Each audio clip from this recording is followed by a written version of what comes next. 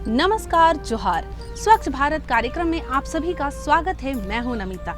हर घर से हमने ये सीख लिया है, स्वच्छता को अपनाना है, संदेश पहुंचाया है और आज आपको भी दिखाएंगे कि कैसे नल जल योजना के माध्यम से गांव हो रहा है स्वच्छ। आपको तो पता ही है कि ग्रामीण क्षेत्रों में खासकर हमारे गांव की महिलाओं को नल जल से बहुत ही लाभ मिल रहा है, क्योंकि जल की समस्या हर किसी के पास थी, हर घर में जल की समस्या थी और इस समस्या का समाधान लेकर आया है नल जल योजना। तो आइए आपको दिखाते हैं कि कैसे नल जल योजना से लाभ उठा रही हैं हमारी महिलाएं, बच्चे, बूढ़े और पुरुष। तो आइए बिना देर के आपको दिखाते हैं और गाँव की तस्वीर कैसे बदल रही है ये भी देखते हैं। स्वच्छता की इस कड़ी में आज हम पहुंचे हैं रांची जिला के बेरो प्रखंड के झड़िया ग्राम में। इस ग्राम के सभी लोगों को नल जल योजना का लाभ मिल रहा है। यहाँ की महिलाएं काफ़ी ज़्यादा खुश है क्योंकि उन्हें पीने को साफ पानी और 24 घंटे पानी, और वो भी बिल्कुल घर के पास, ये नल जल योजना का लाभ इनको मिला है। तो आइए आज इस ग्राम में भ्रमण करेंगे, इस पंचायत में भ्रमण करेंगे, यहाँ की मुखिया से बातचीत करेंगे, यहाँ के ग्रामीणों से बातचीत करेंगे और ये समझने का प्रयास करेंगे कि नल जल योजना से वो अपने गांव को किस प्रकार से स्वच्छ रख पा रहे हैं, किस प्रकार से निजी स्वच्छता का ध्यान रख रहे हैं और किस प्रकार से ये जो पूरा पंचायत है स्वच्छता का एक काफ़ी बेहतरीन उदाहरण बन करके निकला है। तो आइए स्वागत करते हैं हमारे ग्रामीणों का। अपने देश में जल जीवन मिशन के तहत चलाई जा रही नल जल योजना ने कई गांवों की तस्वीर बदल दी है। झारखंड के रांची जिले के बेड़ो में स्थित झड़िया ग्राम भी उन्हीं गांवों में से एक है। कभी यहाँ जल की समस्या बड़ी गंभीर थी। यहाँ के लोगों को जल के लिए कुएं या तालाबों का सहारा लेना पड़ता था। इसमें जल इतने दूषित होते थे कि यहाँ के लोगों को इस वजह से कई जल जनित बीमारियों का सामना करना पड़ता था। इसकी वजह से यहाँ के लोगों के पैसे और समय बीमारियों में ही बर्बाद होते थे। जब से नल जल योजना इस गांव में आई है, तब से यहाँ के लोगों का जीवन ही बदल गया है। ये लोग अब शुद्ध जल ग्रहण करके स्वस्थ जीवन जी रहे हैं। पहले हम लोग का पंचायत में गांव घर में बहुत दिक्कत था। पहले पानी का भी सुविधा नहीं था। पानी सुविधा नहीं रहने का वजह से बीमार पड़ते थे। हर जैसे पानी गिरता है उस समय सबका तबीयत खराब होता था।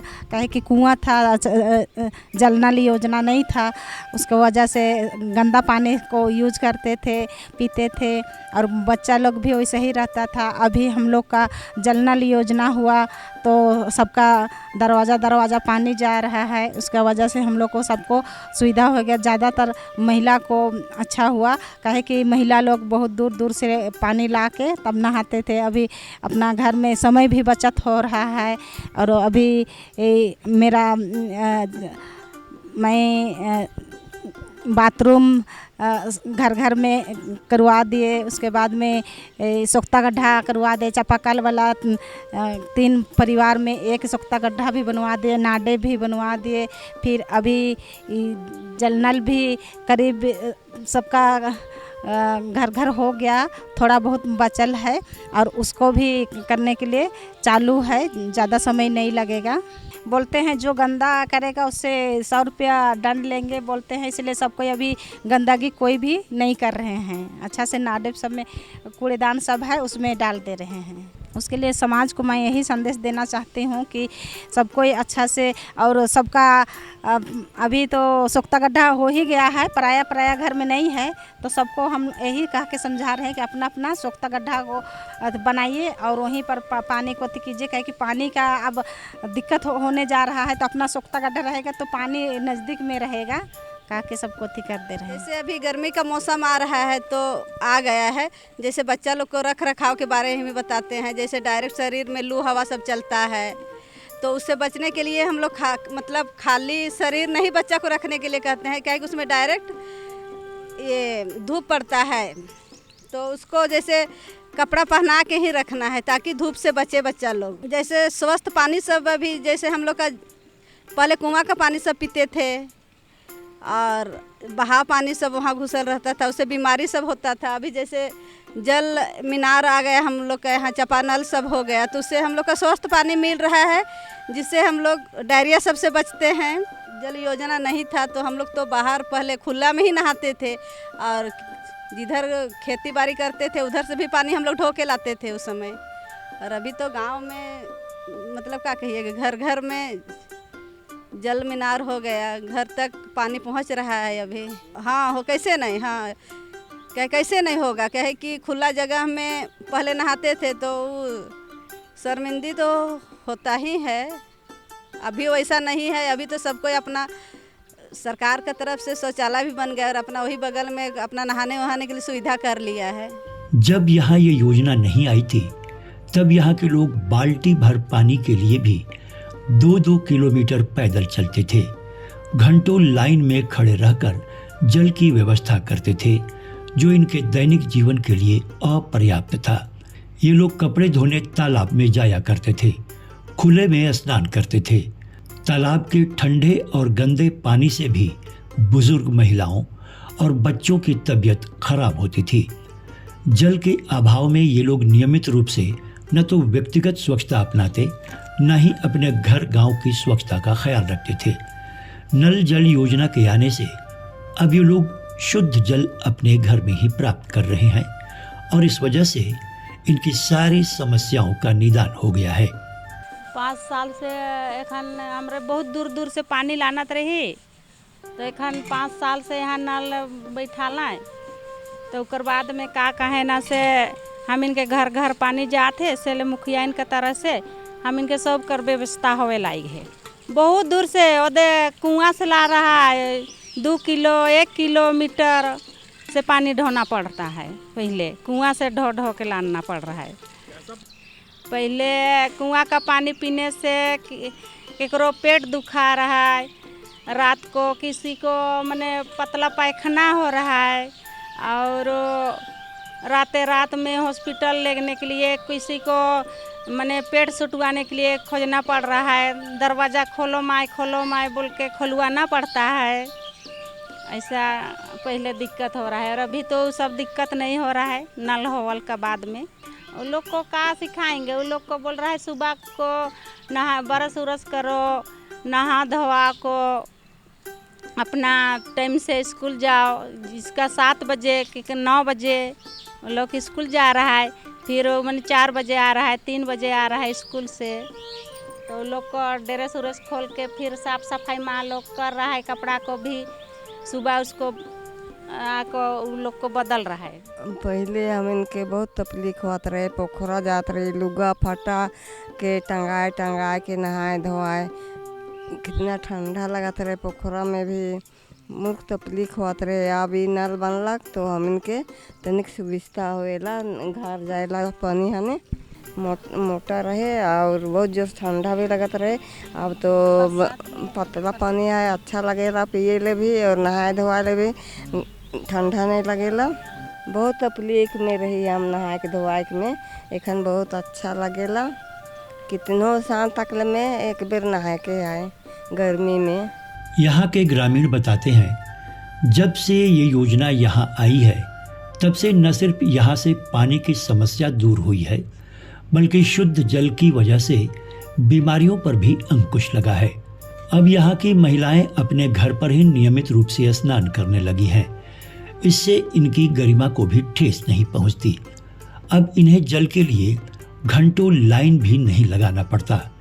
इससे यहाँ के लोगों का समय बच रहा है और वे इस समय को दूसरे कार्यों में उपयोग कर रहे हैं। जब से ये जल मीनार लगा है तब से हमारे यहाँ पानी का थोड़ा सा दिक्कत ख़त्म ही सा ही हो गया। पहले हम मतलब कुआं का पानी से डिपेंड रहते थे, जिसमें कचरा घुस जाता था और बीमारियां भी आ जाती थी। बाद में जब से ये सिंटेक्स लगा, हमारे यहाँ पाइप के जरिए नल से पानी डायरेक्ट घर जाती है। महिलाओं को घर में नहाने धोने की सुविधा हो जाता है। बाकी जिनको ज़रूरत होता है वो यहाँ आके भी पानी ले जाता है। पानी की किल्लत गर्मियों में होता था, जिससे हम लोग दूर दूर से पानी लाते थे। अभी खास करके यहाँ से पानी डायरेक्ट घर चल जाता है तो हम लोग उसी को यूज़ कर लेते हैं।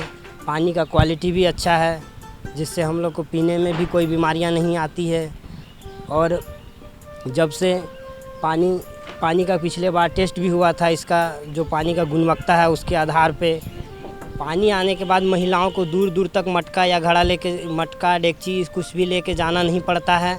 अब उनका जल पानी डायरेक्ट घर ही आ जाता है, जिनसे वो अपने घर का टाइम भी बचता है और जिससे अब पानी लाने का जितना टाइम लगता था उसमें आप दूसरा काम भी कर लेते हैं। हमारे यहाँ जो सिंटेक्स लगा है उसमें बहुत सुविधा सरकार ने दी है।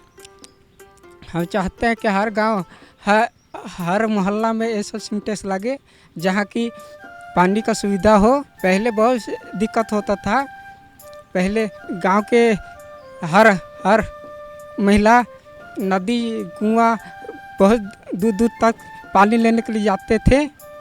अब उतना दिक्कत नहीं होता है जितना पहले होता था।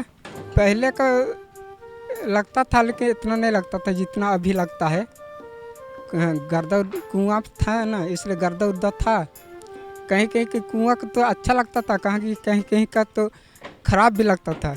जल नल नहीं था उस समय, हम लोग कुआं जाते थे, कुआं से पानी लाते थे, कुआं में कपड़ा उपड़ा धोते थे और कुएं से पानी लाते थे पीने उने के लिए, सब चीज़ नहाने वहाने के लिए। जब नल आ गया है तो अभी बहुत कुछ सुविधा हो गया है। हम लोग नहाने वहाने, पानी पीने के लिए, साफ़ पानी भी पीने के लिए अच्छा लगता है। बीमारी बहुत सा कम हो गया है। अभी पानी तो सभी में चल जाता है, सोख्ता गड्ढा में। नल जल से अच्छा ही पानी आता है, पीने लायक आता है पानी। हाँ, खाना दाल सब अच्छा ही बनता है। बीमारी होता था और जो वर्षा वाला पानी भी घुसता था ना तो थोड़ा बीमारी पहुंचता था। जल हमारे जीवन का सबसे महत्वपूर्ण अवयव है। इसके बिना न तो स्वस्थ रह पाएंगे न ही स्वच्छ रह पाएंगे। अतः शुद्ध जल हर इंसान की आवश्यकता है।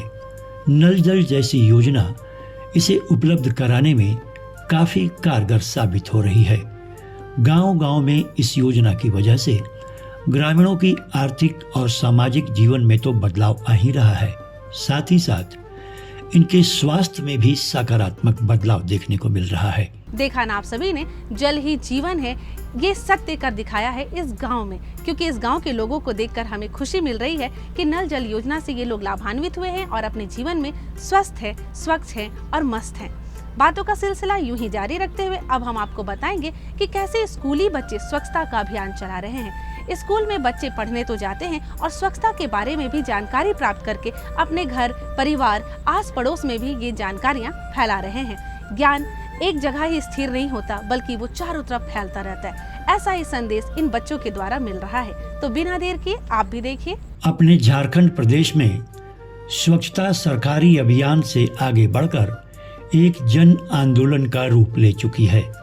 आज इसकी बागडोर स्कूल के बच्चों के हाथों में भी आ गई है। स्कूल के शिक्षकों और प्रधान अध्यापकों की स्वच्छता के प्रति गंभीरता की वजह से आज स्कूल के विद्यार्थी भी इसे आत्मसात करने लगे हैं। इसका उदाहरण देखा जा सकता है रांची जिले के जरिया बेड़ो 2 में स्थित राजकीय मध्य विद्यालय में, जहां के बच्चे शिक्षकों और प्रधानाध्यापक के नेतृत्व में अपने साथ साथ विद्यालय में भी स्वच्छता का वातावरण बना रहे हैं। ये मेरा विद्यालय एक सुदूरवर्ती देहात क्षेत्र में आता है। यहाँ का एक अशिक्षित क्षेत्र भी है, जंगल के किनारे भी है।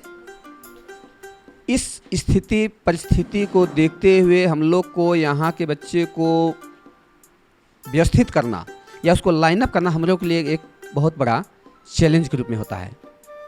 लेकिन बहुत बड़ी खुशी की बात होती है कि यहाँ जैसे कहते हैं बच्चा सुनते भी हैं और बच्चा का यही कारण है कि बच्चा का स्ट्रेंथ मेरे पास बहुत अच्छा है।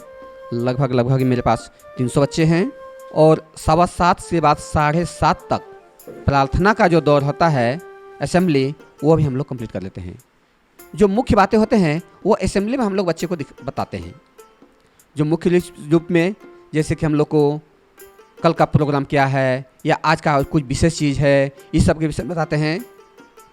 प्रश्नोत्तरी भी होती है, बच्चे लोग स्वयं करते हैं। शिक्षक जैसे बताते हैं बच्चे भी देखते हैं और बच्चे जो अच्छा नहीं कर पाते हैं उसको हमारे संबंधित शिक्षक स्वयं उसको ध्यान देते हैं।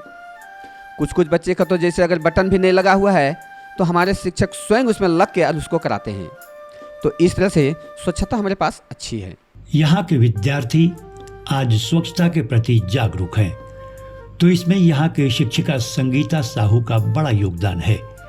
ये उनके प्रयासों का ही फल है कि यहाँ के बच्चे जो सुदूर ग्रामीण क्षेत्रों से आते हैं, वे आज स्वच्छता के प्रति जागरूक हो गए हैं। संगीता साहू यहाँ के विद्यार्थियों को स्वच्छता के प्रति जागरूक करने के लिए स्वयं स्वच्छता का उदाहरण पेश करती हैं।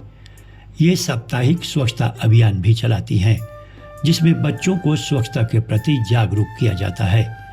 इन लोगों ने इस विद्यालय में बाल संसद का गठन भी किया है, जो नियमित रूप से स्वच्छता की निगरानी करते हैं। ये उन्हें इस तरह से प्रशिक्षित करती हैं कि स्वच्छता को बच्चे अपनी आदत बना लें। हमारे विद्यालय में स्वच्छता पे काफ़ी कार्य होता है। हमारे विद्यालय में जो बच्चे आते हैं, जो काफ़ी सुदूर वर्ग क्षेत्र से आते हैं, पहले तो हम प्रारंभ में हमारे विद्यालय में जो बच्चे आते थे उनको संभालना, स्वच्छता पे खास तौर पे बहुत समस्याएं आती थी। छोटे बच्चे लोग, खासकर छोटे बच्चे विद्यालय आते थे, सोकर उठकर आए, कभी कभी उनका ड्रेस गंदा है, इसलिए हमने हमारे सभी शिक्षकगण या हम ही लोग, हमारे विद्यालय के बच्चे सभी मिलकर हम लोग एक बाल सांसद का गठन किए, जिसके तहत सभी को जिम्मेवारियाँ सौंप दी गई, जिसमें बाल संसद में शिक्षा स्वास्थ्य मंत्री रखा गया। उनका अपना ग्रुप बना हुआ है, जिनका काम है प्रत्येक दिन विद्यालय आकर साफ सफाई पर ध्यान देना।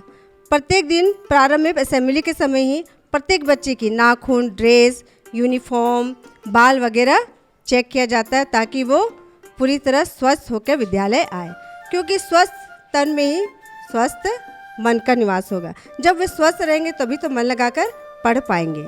इसके लिए हम लोग प्रत्येक महीना 25 तारीख को एक अभिभावक शिक्षक का मीटिंग रखते हैं, जिसमें हमारे स्वच्छता से संबंधित या पढ़ाई से संबंधित जो भी समस्या रहती है वो उनके सामने रखते हैं। तो हम लोग का एक कार्यक्रम चलता है, विद्यालय स्वास्थ्य एवं स्वास्थ्य कार्यक्रम, जिसके तहत हम लोग 6, 7, 8 क्लास के बच्चे को ये सब से संबंधित जानकारी दे देते हैं, ताकि जिसको मान लीजिए इसकी जानकारी नहीं भी हो तो उस कक्षा के दौरान वह को जानकारी मिल जाती है कि उसमें कैसे हम लोग अपने शरीर को, उससे घबराना नहीं है, क्योंकि प्राकृतिक चीज़ है, उससे घबराने की बात नहीं है, वो तो नेचुरली होना ही है, और उसके लिए सफाई बहुत ज़रूरी है। उसका हम लोग पूर्ण जानकारी देते हैं। उसके लिए नैपकिन विद्यालय में अगर विभाग के द्वारा मिलती है, प्राय पहले, अभी कुछ दिनों से नहीं मिली है, लेकिन पहले मिलती थी, तो वो हम लोग बांटते भी थे, क्लास वाइज सभी को प्राप्त होता था। या उससे संबंधित किसी बच्चे को कुछ समस्या आती तो बेझिझक हमारे पास आके, आज ही एक बच्ची आके बतलाई वैसी समस्या है, तो उसका उपाय हम लोग करते हैं। अब हमको नहीं लगता, पहले थोड़ा सा झिझक होता था बच्चों में ये सब बतलाने में, लेकिन अब बेधड़क वो सब बात बतलाते हैं या उसे घबराते नहीं हैं। यहाँ के प्रधानाध्यापक तथा शिक्षकों के मार्गदर्शन पर चलकर यहाँ के बच्चों ने स्वच्छता के महत्व को अच्छी तरह से समझ लिया है। यही वजह है कि ये लोग स्वच्छता के हर पहलू को अपने जीवन में उतारने लगे हैं। चाहे बात व्यक्तिगत स्वच्छता की हो, अपने घर आंगन के स्वच्छता की हो, विद्यालय परिसर की हो, या फिर स्वच्छ भोजन की हो, ये लोग सभी क्षेत्र में परिवर्तन लाकर एक स्वच्छ और स्वस्थ समाज का निर्माण कर रहे हैं। हमारे स्कूल में बच्चे 6:30 बजे तक आ जाते हैं। हमारे स्कूल में पूरे साफ सफाई होते हैं, और हमारे स्कूल के बच्चे को हमेशा यूनिफॉर्म में रहते हैं, और हमारे बच्चे का हर सोमवार को नाखून, ड्रेस सब चेक होता है, और सभी कोई यूनिफॉर्म में आते हैं, क्योंकि अगर साफ़ सफाई होगा तो हमारा स्कूल भी स्वच्छता रहेगा और पढ़ने में कोई दिक्कत नहीं होगी, और हमें बीमारी नहीं होगी। फिर अपने भी सफाई करते हैं अपने क्लास को, और पूरे क्लास को भी सफाई करवाते हैं। फिर पूरा सफाई उफाई हो जाने के बाद हम लोग लाइन में जाते हैं। लाइन में जाने के बाद हम लोग प्रेयर करते हैं। फिर प्रेयर करने के बाद हम लोग क्लास में आते हैं। क्लास में शिक्षक हमें पढ़ाते हैं। सुबह उठ के शौच करते हैं, फिर मुंह कान धोते हैं, साफ यूनिफॉर्म पहनते हैं, फिर स्कूल आते हैं। स्कूल में हमें शिक्षक अच्छी तरह से पढ़ाते हैं, हमें साफ सफाई करने की प्रोत्साहित करते हैं। हमें यह सिखाते हैं कि कैसे साफ रहना चाहिए, कैसे क्या करना चाहिए, सब चीज़ समझाते हैं। और स्कूल आने के बाद हम अब अपने क्लास को साफ़ भी करते हैं और पूरे क्लास को साफ़ सफाई भी करवाते हैं। हम सुबह स्कूल साढ़े 6 बजे आ जाते हैं। स्कूल आके 7 बजे तक साफ़ सफाई कराते हैं। साफ़ सफाई कराने के बाद सभी झाड़ू को अच्छे से धोते हैं। उसके बाद में साबुन से हाथ को अच्छे से धो लेते हैं। फिर असेंबली में सारे बच्चे मिलते हैं। उसके बाद में हम लोग प्रेयर करके 7:30 बजे से क्लास हम लोग का शुरू हो जाता है। हम अपने आप को डेली सुबह उठ के स्नान करते हैं। उसके बाद में वॉशरूम सब चल जाता है। उसके बाद में फिर ब्रश करते हैं। फिर ब्रेकफास्ट साफ कपड़ा पहनते हैं। साफ़ सफाई रहने से हम अपने स्कूल को साफ़ करेंगे तो हमारे स्कूल के अगल बगल में पर्यावरण साफ़ रहेगा और स्कूल साफ़ रहेगा तो हमें पढ़ने का मन भी करेगा, हम अच्छे से पढ़ पाएंगे। मैं सबसे पहले सुबह उठ कर शौच जाती हूँ। फिर साबुन से 30 सेकंड तक हाथ धोती हूँ। फिर ब्रश करती हूँ। फिर नहाती हूँ। फिर साफ़ कपड़े पहनती हूँ। फिर यूनिफॉर्म में स्कूल आती हूँ। स्कूल में आकर जहाँ भी कचरा है उसको साफ़ करती हूँ। घर का साफ़ सफाई करती हूँ। फिर ब्रश करती हूँ। फिर स्नान करती हूँ। साफ़ कपड़ा पहनती हूँ। फिर यूनिफॉर्म में स्कूल आती हूँ और स्कूल का साफ़ सफाई करती हूँ। और स्वच्छ रहने से हम लोग को बीमारी नहीं होगा और हम लोग अच्छा से पढ़ेंगे और माँ बाप का पैसा बर्बादी नहीं होगा। मैं सुबह उठती हूँ। सबसे पहले मैं शौचालय जाती हूँ। फिर हाथ को साबुन से 30 सेकंड तक धोती हूँ। फिर नेल्स कटाती हूँ। फिर घर का जो काम है सो करती हूँ। फिर ब्रश करके नहाती हूँ। फिर कपड़ा पहनती हूँ। फ्रेश होकर खाना खाती हूँ। फिर स्कूल के लिए निकल जाती हूँ। स्कूल में 6:30 बजे तक हम पहुँच जाते हैं। 6:30 बजे से अपना जो पारी रहता है वे कराते हैं।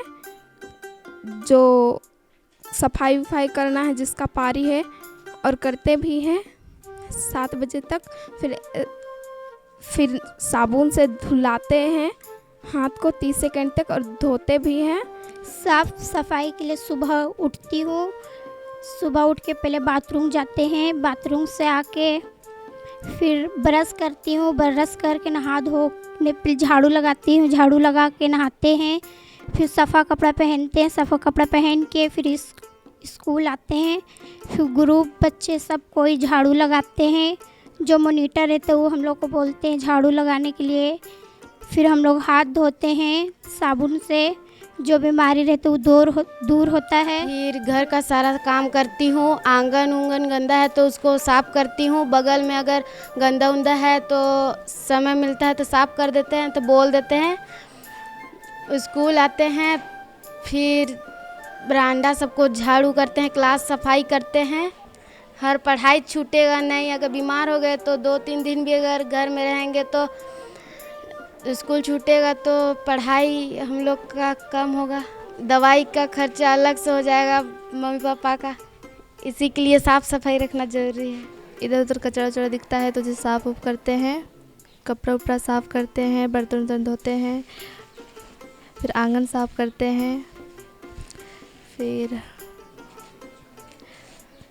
नहाते धोते हैं। फिर किचन में जाते हैं, बर्तन साफ़ करते हैं। फिर खाना वाना पकाते हैं।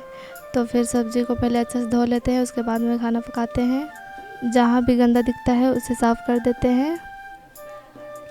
फिर हाथ धो के क्लास जाते हैं। फिर उसके बाद में पढ़ाई करते हैं। स्वच्छता एक ऐसी आदत है जिसे अपनाकर एक स्वस्थ समाज का निर्माण किया जा सकता है। ये तभी संभव है जब बच्चे भी स्वच्छता की अहमियत को समझेंगे। राजकीय मध्य विद्यालय जरिया बेड़ो 2 के बच्चों में स्वच्छता के प्रति जागरूकता आ चुकी है। वे स्वयं स्वच्छता के आयामों को अपनाते हुए समाज को भी इसके प्रति जागरूक कर रहे हैं और स्वच्छता के अलख को अपने घर से लेकर पूरे गांव तक पहुंचाने का कार्य कर रहे हैं। तो अभी आपने देखा एक तरफ झरिया ग्राम के लोगों ने बताया कि उन्हें नल जल योजना से कितनी सारी सुविधाएं मिल रही हैं। वो हर दिन पीने को साफ पानी के साथ साथ कई सारी चीज़ों में वो आगे निकल रहे हैं जीवन में। तो उसी के साथ अभी हमने देखा कि जो स्कूली बच्चे हैं वो स्वच्छता को लेकर के कितनी ज़्यादा जागरूकता उनके अंदर आ रही है। स्कूल के जो शिक्षक है वो किस प्रकार से बच्चों को समझा रहे हैं कि जो स्वच्छता है वो उनके जीवन में कितनी ज़्यादा ज़रूरी है। यदि वो स्वच्छ रहेंगे तो वो बीमारी मुक्त रहेंगे, और यदि वो बीमारी मुक्त रहेंगे तो उनके घर के पैसे बचेंगे, उनके खुद के भी कमाए हुए पैसे बचेंगे। ये हमने सुना कि स्कूल के बच्चों में ही अभी से ही ये चेतना है कि स्वच्छता के प्रति वो इतने ज़्यादा जागरूक हैं कि सबसे पहले स्कूल आने के बाद वो अपने स्कूल को साफ करते हैं, उसके बाद वो प्रार्थना सभा में जाते हैं और उसके बाद वो अपनी दिनचर्या की पढ़ाई करते हैं। तो इस कार्यक्रम को दिखाने का हमारा मकसद यही था कि आप भी अपने अंदर एक सकारात्मक ऊर्जा लेके आइए। आप भी अपनी निजी स्वच्छता को, अपने घर की स्वच्छता को, अपने आसपास की स्वच्छता को काफ़ी अच्छे तरीके से बरकरार करिए, जिससे कि हमारा देश, हमारा समाज एक दिन स्वच्छ देशों की सूची में नंबर 1 पे चला जाएगा और हम सब के सामूहिक प्रयास से भारत भी एक सशक्त राष्ट्र बन करके निकलेगा। इसी के साथ दीजिए हमें और हमारी टीम को इजाज़त। अब हम आपसे मिलेंगे अगले कार्यक्रम में, तब तक के लिए नमस्कार, जोहार। देखा ना आप सभी ने, बिल्कुल कहा गया है कि ये जो बच्चे हैं वो कल के भविष्य हैं, और बच्चे जब जानकारी प्राप्त कर ले तो ये अपना भविष्य भी बदलेंगे और अपने देश का नाम भी आगे बढ़ाएंगे, रोशन करेंगे और हरियाली के साथ अपने तिरंगे को ऊपर लहराएंगे। आज के अंक में इतना ही। अब समय हो गया है आपसे विदा लेने का। अब हम लेंगे आपसे इजाजत, ताकि अगले अंक में पुनः हम आपसे मुलाकात करें और आपको विभिन्न क्षेत्रों में स्वच्छता के प्रति कैसे कार्य हो रहे इसके बारे में जानकारी दें और जागरूक बनाएं। तब तक के लिए आप मुझे और हमारी पूरी टीम को इजाजत दीजिए। नमस्कार, जोहार।